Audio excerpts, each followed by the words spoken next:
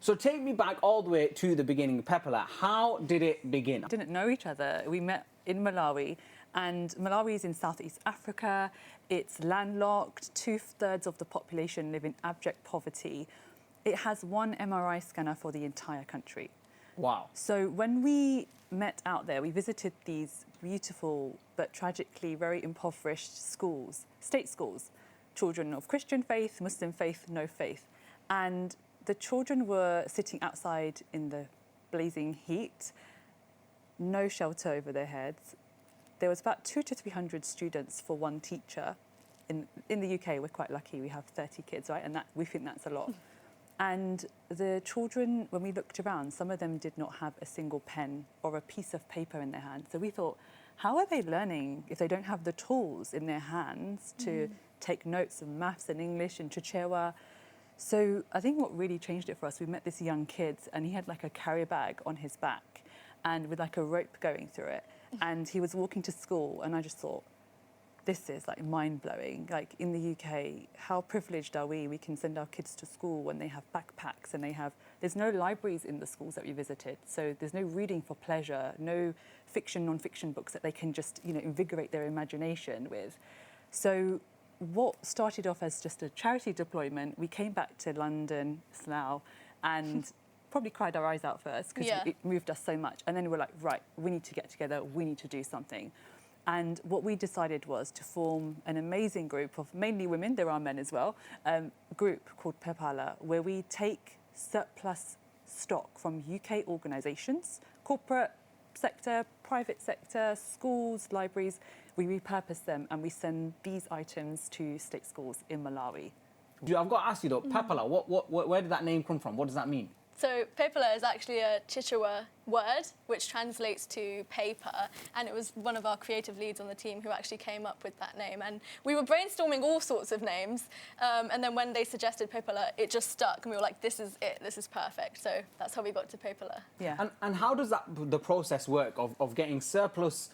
Because, I mean, how do you get surplus equipment? Because I'd assume that there's no such thing. Companies always want to sell things. Like, how does that work of you getting surplus equipment from here and then taking it all the way to Malawi? Okay, so I'll take you through the whole journey. So it starts with the content, really, which we post on social media. And this goes out to everyone. People will see it. So businesses, teachers, librarians. And then we have 3 collection points around the UK. So there's one in Slough, one in East London, and then one in Leicester. People will send their stuff to our storage points. We then collect that, drive it up to Leicester, where we sort through it, quality check everything, package it up, box it up, and then we ship it through our cargo to Malawi. And we have a guy on the ground in Malawi who takes care of everything, and he travels that around and distributes it to all the schools that we look after. And is it already organised what schools it's going to, or is it just sort of any school that really need it? Yes, does it get distributed we to them? have a number of state schools that we work with through My Aisha Trust in Malawi. And to your previous question, you said, how does this work? You'd be surprised how much stuff we throw away in this country. Our landfills are clogging up with thousands of usable reading books, pens and pencils. And, shout out to Zaynah Din, who did think of the word Pepala, so we can't take any credit, who runs Serial Book Agency. And she's just phenomenal with our digital creation and content. Just to give you an example of the types of companies we work with, we got a call from a law firm recently that was completely rebranding their name, as law firms do, and they had actually 7,000 pens with their old branding that they were just going to discard. And they said, actually, do you want this? 7,000 pens they were just going to bin? Absolutely. And you saw some images there of library books, and I want to mention Redbridge Central Library and Museum, which is only down the road from here. They were the first partner to come on board and say, we have lots of surplus books that we no longer need. You can take this for Pepala. So we filter through the good stuff, we quality check it, and then we send that abroad, alhamdulillah. And what does that quality check look like? Because a lot of people would assume, especially not-for-profit organisations, will just take anything and everything and then just give it back. Is that the case here? No, I mean, we're a very small team, so what that quality check looks like is literally myself and Amara going through every single book, making sure that they're appropriate, making sure that they're in excellent condition. We wouldn't send anything over that Amara, for example, wouldn't give to her daughter Amaya. Like, we want to make sure that we're sending over the best quality stuff. And we have a criteria that we kind of go through just to make sure that everything is suitable and in excellent condition, like I said. So it seems like there's a big sustainability element and environmentally friendly element. Obviously, that's something that a lot of people are caring about, especially when it comes to donating money or being involved in any particular not-for-profit organisation. Is that something that you thought of immediately? Was that something that's, I guess, a strong value of Pepala? Yeah, definitely. I mean, for me, I remember when I returned from Malawi on that deployment and I came home to my privileged life in Slough, and I remember just feeling so angry for so long because I walked into my house, I walked into my living room, for example, and we have like those 3 coffee tables that stack on top of each other that, you know, every Pakistani household has. I was like, why do we have 3 coffee tables? We just visited families in Malawi where they live in like 2x2 literal mud huts with no furniture. That one coffee table would be treasure to this family.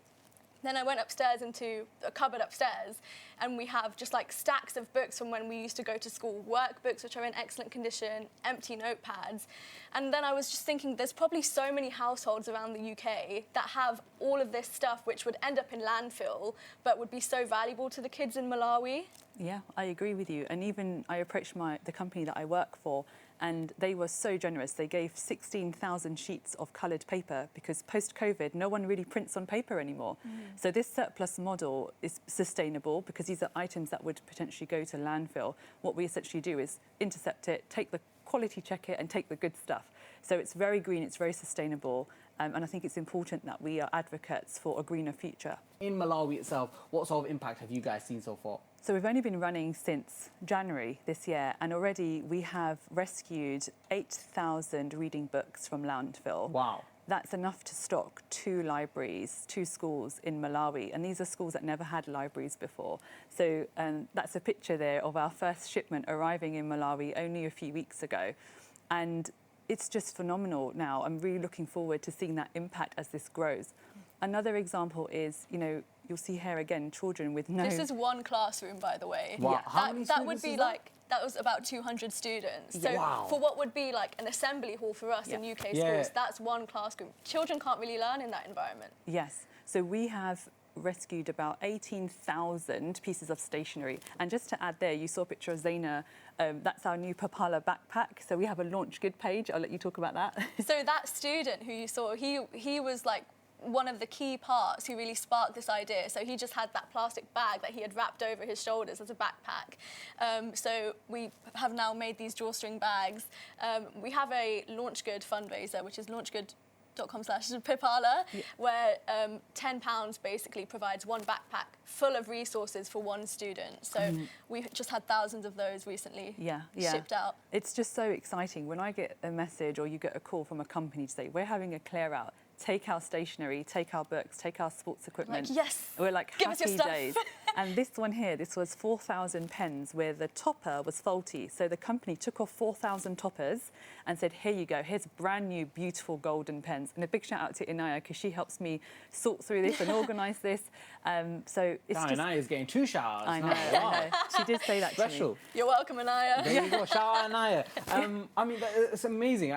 The thing is, I never realised how much... And even now, I'm thinking, I'm going to probably go home and be like, why do I have all this sort of stuff? Yeah. Especially I think in Desi households, we're hoarders. we don't ever want to let things go. Like Yep. I hope my dad's not watching this time, yeah. But my dad, he keeps a lot of stuff, and it's like we'll throw things out and then he'll bring more stuff in. Yeah. Like it's like you're filling that gap constantly. But then it can go over to somewhere like Malawi, and then you can. I mean, you saw the images on the screen there of a child with a plastic bin bag as a backpack.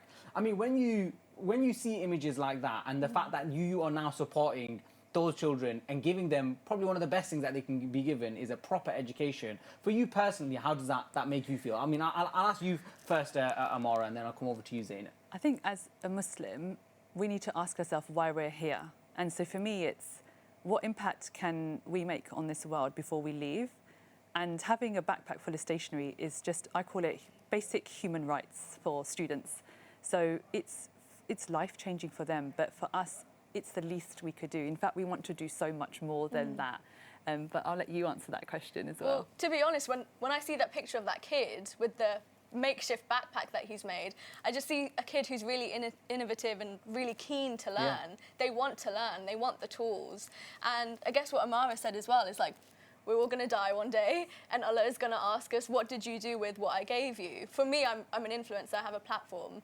God's going to ask me, what did you do with the platform that I gave you? What did you do with the money that I gave you? So it doesn't make sense to not be doing this. Do you know what I mean? Yeah. How are you using social media to raise awareness of what Pepala is doing? Yeah, definitely. Social media is so important. Content is the key for us. I mean, in the past, we've been able to raise thousands of pounds, and it's all through social media and the content, because that's what we use to connect with people. It's what we use to gather people's trust. It's what we use to inspire people to then share, and that will then lead people to click. And we really pride ourselves in being transparent. Like, we show the entire journey. If you go on our Instagram, you can see the donations come in. I load it into the boot of my car. I drive it up to Leicester, and you can see me sorting through everything. So that is really important to us, and we just stick with being authentic on our content. So what is the plan or the future goals for Pepala? Because I can see this going big time now. How do you guys see it? Well, I'd like to also just, on that note, thank her, because not many people her age will be doing this with the platform. And I know when I was her age, I was climbing the corporate ladder. So I just, she's amazing to be using her platform for good. Future plans are, we would love to continue helping further schools in Malawi. So inshallah, our plan is to double that impact next year. Aziz Foundation currently sponsor us. We would love more sponsorship. Amazing. Our packages are very affordable, from £1,000 to £5,000. We can send, for context, about 1,500 kilos of stuff to Malawi with a £5,000 sponsorship. We would love more partnerships. So if you're a business owner, librarian, school teacher, get in touch with us. We would love to take your surplus stuff. On an individual level, you might want to cover that, because you have the donation points. So on an individual level, you can help us by donating to our individual donation points, like I said, in Slough, East London and Leicester. And I guess another goal of ours as well is, at the moment, we sponsor a couple of schools in Malawi, we look after them, but the schools are really just bare buildings. They have nothing in it at all. So right now we're focusing on stationery, but in the future we'd love to fill these schools with sports equipment, cooking equipment, just loads of tools that will help enrich their learning and give them, as much as we can, a similar schooling that we had over here, because we're so privileged here.